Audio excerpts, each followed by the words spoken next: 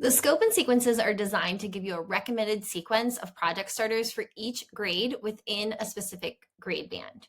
The scope and sequences are great for first-year facilitators to give you an idea of where to start when introducing technology and project starters to your learners.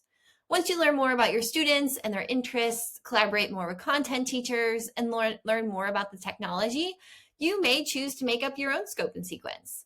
The scope and sequence provides you with a wealth of information to make informed choices about the difficulty level of project starters, identify what standards the project starter is aligned to, and differentiate Smart Lab projects based on learners' strengths and needs. This video is to highlight how to use your scope and sequence alongside LearningHub. Each grade band, so that's K through 2nd, 3 through 5th, 6 through 8 for middle school, and 9 through 12 for high school, they have their own scope and sequences. I'm going to be using the 3-5 scope and sequence in this video.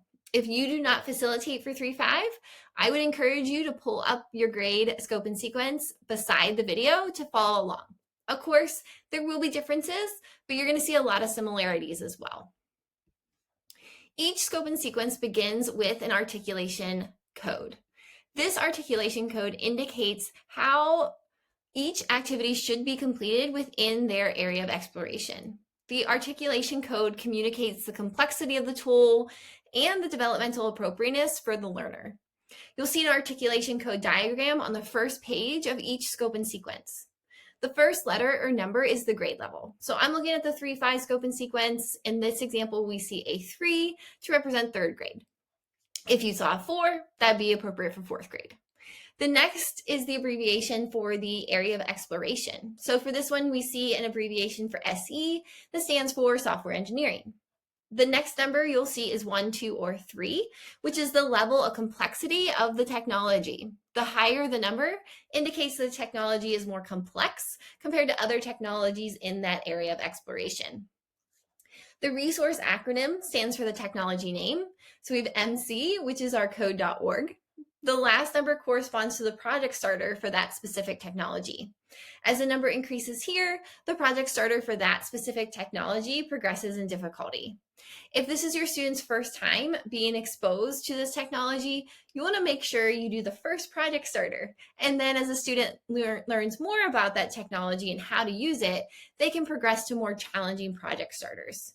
You can use this information to help ensure your students are being exposed to a variety of areas of exploration during their time in the Smart Lab, as well as making sure that they have appropriately challenging technology as well as project starters. The next page in the scope and sequence provides you with a recommended sequence of Smart Lab HQ projects for each grade. If you facilitate secondary students, so our 6th through 12th graders, you will notice your scope and sequence is not broken down by individual grade, but into Smart Lab 1 and Smart Lab 2, because secondary students typically use the Smart Lab as an elective course. The next page includes more information about each project starter. You'll see additional information about each project starter, which includes the resource, the articulation code, the project starter title, a brief introduction about the challenge, those learning outcomes of I can statements, and the targeted Common Core and next generation science standards aligned to that project starter. And then the last column is the topics addressed in that project starter. And I really want to call out specifically the last 2 columns. This is a great opportunity to collaborate with the content teachers in your school to transform the Smart Lab into the hub of the school. You can either collaborate with the content teachers based on the standards they're teaching in their class.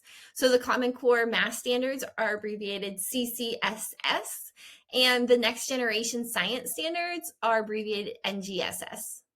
You can also use the last column just based on the topic covered in that project starter as well to complement what students are learning in their other classes. There are important differences in each grade band scope and sequence and the impact on how LearningHub project starters are organized. The K2 scope and sequence is not specifically aligned to any math standards, but you'll still want to ensure you introduce developmentally appropriate project starters to your K2 learners. In the K2 scope and sequence, if you have it pulled up, you'll see that you have the kindergartner to start and then a list of the project starters suitable for your kindergartners. You'll see that you have an area of exploration code, the activity card name, a brief description of the challenge. You still have those I can statements, and you can also see the topics addressed in the activity card. In the scope and sequence for 3.5, we just saw they are aligned to Common Core math standards. So it is imperative that you assign developmentally appropriate project starters to each grade. We'll go more in depth of the organization of the project starters in LearningHub in the next video. The middle school scope and sequences are for grades 6 through 8, and all the project starters have math alignment to Common Core math standards. And we're going to go more in depth on how that impacts then the organization of the project starters in LearningHub on the next video. The high school project starters are not aligned with math standards, but still will have integrated math throughout the project starters. This is because high school students are typically in very different math classes throughout their time in grades 9 through 12. In the high school scope and sequence, you'll still see the targeted standards addressed in the project starters. In your LearningHub course, you'll see L1, L2, L3 beside each project starter name. This refers to the level of difficulty of the project starter, so students can self-select or you can encourage them to try a more challenging project starter.